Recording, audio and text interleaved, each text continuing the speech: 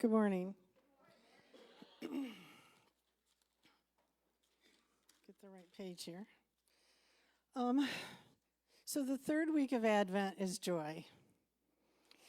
And I think I did joy last year too, and I kind of prayed about what am I going to do with joy for this year. And God gave me a really awesome word, I believe. But first I want to start it off by saying, have you ever felt overwhelmed? In the last 6 months, I've felt overwhelmed a lot. There's been so much going on in my life. I've been at the point of tears many times in the last 6 months. And I've said to the Lord, I can't do this anymore. Did you ever just kind of get to that point where you just said, I can't do this anymore? And I just felt totally overwhelmed. My faith was still there in God, but I was overwhelmed by the circumstances. And then there's another good kind of being overwhelmed. When people are especially kind to you or do something really nice for you, you feel like overwhelmed by their love. Oh, I'm overwhelmed. I think Rhea said about her birthday greetings on Facebook, she said, I feel overwhelmed by the love, So there's the bad kind of feeling overwhelmed, and then there's the good kind of feeling overwhelmed. So if you look at the meanings to overwhelmed, number one is feeling that you have too much to handle mentally and emotionally. Like Psalm 61 says, my heart is overwhelmed. When my heart is overwhelmed, lead me to the rock. And two is being overwhelmed by gratitude and love. It's a very strong feeling of gratitude. I think Mary was probably overwhelmed. The news of her pregnancy, the long journey to Bethlehem that Pastor Jeff's been teaching us, maybe at some point in that time she was thinking, I can't take this any longer. As Pastor Jeff's been talking about the journey up and down those mountains, I'm thinking of her very pregnant, very young, on a donkey or whatever she did, walking or riding. I'd be like going over those mountains, and I think she probably was thinking, I can't take this anymore. We don't know that she thought that, but in her physical, in her humanness, I think she probably thought, I can't take this anymore. Getting to Bethlehem, needing rest, and then there wasn't even a Motel 6 available. They didn't leave the light on for her. They put her in a stable, and she's like, all this way, I'm so tired. I'm going to have a baby, and they don't even have a place for me to stay. But then Jesus arrived. I think it all made sense to Mary then, and she was overwhelmed with a feeling of love and joy and gratitude.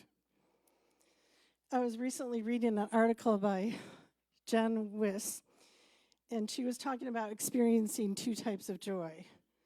One is joy because of our circumstances, and two is joy in spite of our circumstances.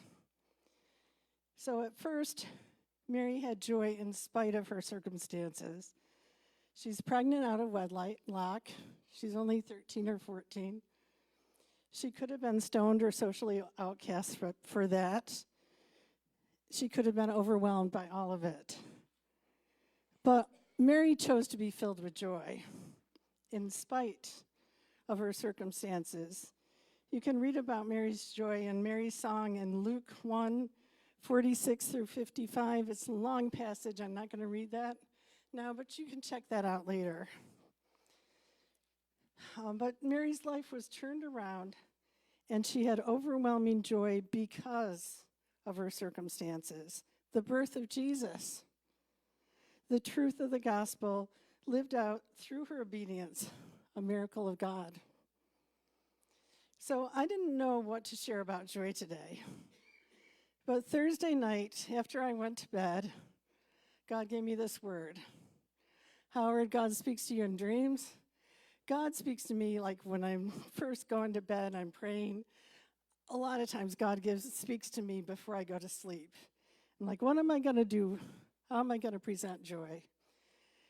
And so profoundly, God said, joy is Jesus overwhelming you. Joy. Jesus overwhelming you. I said it over and over again. I was awake so long that night. In my head, I just kept, Jesus overwhelming you. Jesus has overwhelmed me in my life. When Jesus comes into your life and your heart, you become overwhelmed by his love. You're given a new sense of overwhelming, supernatural joy. God doesn't want you to stay in stuck in a joyless place. He's overwhelmed my life, and he can overwhelm your life. He gives us hope that we never fully had before. He gives us peace that we never understood before. He gives us joy that we've never experienced totally, and love that fills us up with an overwhelming sense of gratitude and belonging. Those are the 4 points of Advent: hope, peace, joy, and love. So when you think of joy this season, let yourself think of it in a different way. Go home thinking that today. Jesus is overwhelming you. Just let that ring in your heart.